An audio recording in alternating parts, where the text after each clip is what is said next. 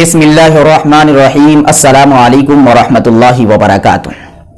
تراویح کی نماز چونکہ سال میں صرف اور صرف رمضان کے مقدس مہینے میں ادا کی جاتی ہے، اسی وجہ سے لوگوں کو تراویح کی نماز پڑھنے میں دشواری ہوتی ہے، اس معنی کر کے لے کر کہ تراویح کی نیت کس طریقے سے کریں، کیا ہر 2 رکعت میں تراویح کی نیت کرنا ضروری ہے یا ایک ہی مرتبہ 20 رکعت کی نیت کر لینا بھی کافی ہو جائے گا۔ اسی طریقے سے ان کے ذہن و دماغ میں یہ سوال بھی کھٹکتا ہے کہ کیا ہر رکعت کے بعد ثنا پڑھنا ضروری ہے یا نہیں۔ میں آج ان 2 مسئلوں کی وضاحت آپ کی سماعتوں کے حوالے کروں گا۔ دیکھیے، سب سے پہلا مسئلہ کہ آپ یہ سمجھیے کہ نیت کہتے کسے ہیں۔ نیت نام ہے دل کے ارادے کا۔ زبان سے کسی چیز کے اقرار کرنا ضروری نہیں ہے، یہ کہنا ضروری نہیں ہے کہ میں تراویح کی 2 رکعت پڑھنے جا رہا ہوں۔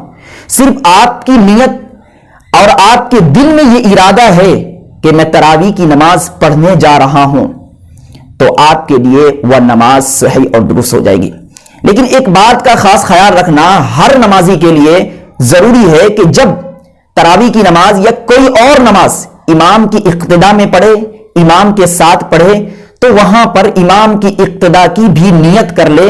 یہ نیت کرے کہ میں امام کی اقتداء اور پیروی کرتے ہوئے میں نماز پڑھ رہا ہوں، کیونکہ اگر مقتدی امام کی اقتداء اور پیروی کی نیت نہیں کرے گا تو پھر وہ اقتداء اس کے لیے صحیح اور درست نہیں ہوگا، اور اس کی وجہ سے اس کی نماز بھی صحیح اور درست نہیں ہوگی۔ اگر آپ اکیلے تراویح کی نماز پڑھ رہے ہیں تو آپ ہر 2 رکعت کی الگ الگ نیت کریں، یعنی تراویح کی 20 رکعتیں ہیں 2 سلام کے ساتھ، تو چاہیے یہ کہ ہر 2 رکعت کی الگ الگ نیت کی جائے۔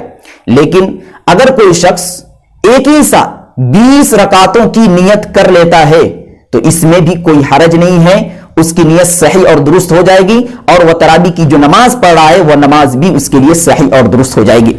اب رہی بات کہ ہر 2 رکعت میں ثنا پڑھنا ضروری ہے یا نہیں، تو دیکھیے اس کے اندر 2 صورت ہے۔ ایک یہ کہ ایک آدمی تنہا پڑھ رہا ہے اور ایک امام کے ساتھ پڑھ رہا ہے۔ اگر آپ امام کے ساتھ تراویح کی نماز پڑھ رہے ہیں اور امام کے ساتھ ہی آپ تراویح کی نماز شروع کر رہے ہیں تو ہاتھ اٹھانے کے بعد، نیت باندھنے کے بعد فوراً آپ کے لیے سنت یہ ہے کہ ثنا آہستہ آواز میں پڑھیں۔ لیکن آپ کہیں سے آ رہے ہیں اور امام صاحب قرات شروع کر چکے ہیں تو اس صورت میں آپ کے لیے حکم یہ ہے کہ آپ ثنا کو ترک کر دیں اور امام کی قرات کو دھیان کے ساتھ سنیں۔ یہ تو ہے امام کے ساتھ نماز پڑھنے کی صورت میں ثنا پڑھنے کا حکم۔ لیکن اگر آپ اکیلے تراویح کی نماز پڑھ رہے ہیں یا کوئی اور نماز پڑھ رہے ہیں تو آپ کے لیے سنت ہے کہ نیت باندھنے کے بعد ثنا پڑھیں۔ لیکن اگر بھولے سے ثنا چھوٹ گیا تو اس صورت میں ثنا چھوڑنے کی وجہ سے آپ پر سجدہ سہو واجب نہیں ہوگا۔